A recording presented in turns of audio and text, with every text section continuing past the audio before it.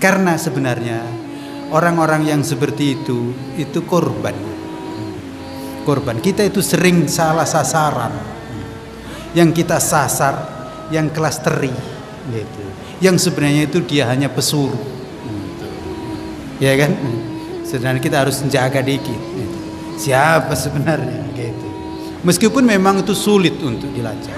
Karena kerja begitu itu bukan kerja gampang, kerja sembarangan. Demikian.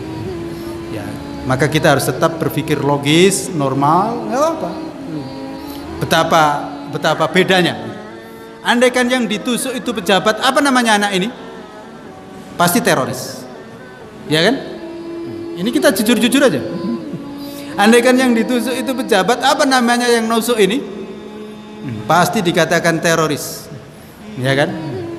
Tapi karena yang ditusuk itu ulama, apa namanya anak ini? Dia kayaknya gila. Udahlah, maklumin aja. Biarkanlah dia. Nggak usah diusut kemana-mana. Coba kalau pejabat yang ditusuk, apa kira-kira? Dilacak sampai kemana dia? Di mana tempat ngajinya? Padahal sudah tahu juga dia tempat ngajinya di mana. Nah, di sinilah kondisi yang betul-betul sedemikian sangat kasat mata berbeda. Tapi nggak apa-apa semuanya itu bersabar. Wabasyiris sabirin. Jangan sampai membuat kita lemah. Wala tahinu, wala tahzanu, wa antumul a'launa in kuntum mu'minin. Jangan bersedih, jangan kecil hati. Kamu tetap lebih tinggi jika betul-betul beriman. Ana da'i bi imani, ana al-islam rabbani, sa'ali rayati dawman wa ahmi saffa ikhwani. Waalaikumsalam warahmatullahi wabarakatuh. Betul, memang ya perlu ketegasan. Tapi ketegasannya itu sesuai dengan kapasitas kita masing-masing, gitu. Ketegasan itu maksudnya adalah keistiqomahan. Jadi menuntut keistiqomahan kita, keteguhan kita, dan semakin pentingnya kita semuanya untuk memperkuat, menambah keimanan dan ketakwaan kita kepada Allah, menambah pengetahuan kita tentang Al-Quran, tentang hadis, menambah kebersamaan kita dalam beribadah kepada Allah Subhanahu wa taala. Begitu. Jangan sampai yang dimaksud dengan ketegasan itu emosional. Emosional. Sebenarnya kasus kemarin misalnya itu saya berharap dia itu nggak digebukin sampai bonyok sebenarnya. Tangkap saja. Siapa yang nyuruh kamu gitu. Jangan dibonyokin gitu.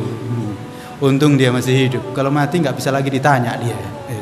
Karena sebenarnya orang-orang yang seperti itu korban. Kita itu sering salah sasaran. Yang kita sasar, yang klasteri, gitu. Yang sebenarnya itu dia hanya pesuruh, gitu. Ya kan? Sedangkan kita harus menjaga dikit. Gitu. Siapa sebenarnya, gitu. Meskipun memang itu sulit untuk dilacak. Karena kerja begitu itu bukan kerja gampang, kerja sembarangan. Demikian. Ya, maka kita harus tetap berpikir logis, normal, nggak apa. Ya. Artinya apa? Kita betul-betul istiqomah terus meningkatkan keimanan kita, kebersamaan kita, meningkatkan gelora kajian kita. Jangan sampai hal-hal seperti itu mengganggu, merisaukan, dan kemudian menjadikan kita tersendat. Tidak. Seharusnya itu membakar semangat kita untuk istiqomah di jalan Allah Subhanahu wa taala. Bahwa ternyata betul untuk istiqomah di jalan Allah, untuk mengamalkan ajaran agama Allah, setan tuh nggak suka, gitu loh. Jadi ini harus membuat semangat kita. Kenapa sih anak-anak yang baca Al-Quran itu diganggu? Karena berarti betul baca Al-Quran itu betul, gitu loh. Maka diganggu. Maka berarti ini harus memberikan semangat kepada kita. Gitu. Jangan malah lembek. Dihina good looking misalnya, betul berarti ini bagus, gitu, sehingga ditakuti, gitu. Jadi ini harus memberikan semangat kita. Maka jangan sampai keliru anak-anak kita yang rajin ke masjid gara-gara itu malah kemudian udah nak nggak usah ke masjid, kata menteri itu good looking nanti bahaya. Nah, jangan tidak gitu. Iya bagus, ayo terus nak, terus gitu. Sama lah sebenarnya. Seperti sering adanya pertanyaan, Ustadz, saya ini kalau sholat kok biasanya itu langsung muncul pekerjaan itu. Yang tadi nggak terpikir pekerjaan itu lupa sholat terpikir. Pertanyaan ini bagus. Kalau saya yang jawab, bagus itu. Menunjukkan betul Anda ini sedang sholat dan diganggu oleh setan. Maka Anda mau terus sholat atau berhenti gara-gara itu.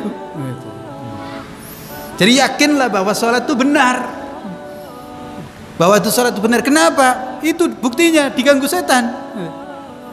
Coba kalau di Pantai Panjang kan nggak ada itu, semakin khusyuk aja di situ. Nonton TV nggak ada ngantuk, nonton sepak bola nggak ada ngantuk, tahajud baru 2 rakaat ngantuk. Iya, itu apa menunjukkan apa? Bener, berarti ini bener tahajud itu. Betul, ya kan? Tahajud itu benar, baca Quran itu benar. Betul. Di situ sama dengan ini tadi juga, nggak apa, dihadapin aja. Ya, dihadapin dengan sebaik-baiknya. Maka kita harus betul-betul mempersiapkan diri. Dan di sini betul tadi yang disampaikan, kita harus semakin tegas. Artinya, kalau mereka itu menyusun rencana yang seperti itu, rencananya sedemikian rupa, apa rincinya, maka seharusnya kita orang yang beriman juga gitu loh. Kita juga harus punya rencana yang jitu, bukan asal-asalan. Tidak mudah untuk diadu domba. Tidak mudah untuk dirosak, ditakut-takuti. Itu kan sebenarnya diantaranya kan nakut-nakuti. Nanti jangan ikut-ikutan tabligh akbar begitu, nanti ketusuk. Yang ceramah saja ketusuk, apalagi yang nggak ceramah gitu. Ini kan yang ceramah ini yang ketusuk. Besok jangan-jangan yang di belakang gitu. Termasuk ini juga bisa saja menjadi teror di tempat-tempat lain, supaya tidak mengadakan begitu. Ustadz supaya takut, gitu kan. Ini kan teror ini, ya kan? Kita kemarin sudah bicara kemana teror-teror itu nggak ada kan gitu. Tapi ini kan terornya lain kan, bukan yang disebut teroris kan. Dia tidak akan dikatakan teroris kan. Anak ini kan tidak akan dikatakan teroris. Berbeda kira-kira dengan yang apa bawa bom atau yang nusuk pejabat baru dikatakan teroris kan. Coba bayangkan betapa bedanya. Andaikan yang ditusuk itu pejabat, apa namanya anak ini? Pasti teroris, ya kan? Ini kita jujur-jujur aja. Andaikan yang ditusuk itu pejabat, apa namanya yang nusuk ini?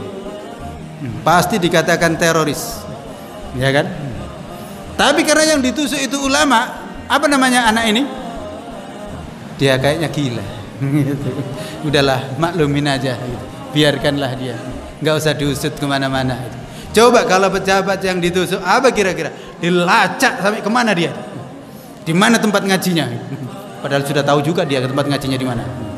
Nah, di sinilah kondisi yang betul-betul sedemikian sangat kasat mata berbeda. Tapi nggak apa-apa semuanya itu bersabar. Wabasyiris sabirin. Jangan sampai membuat kita lemah. Wala tahinu, wala tahzanu, wa antumul a'launa in kuntum mu'minin. Jangan bersedih. Jangan kecil hati, kamu tetap lebih tinggi jika betul-betul beriman.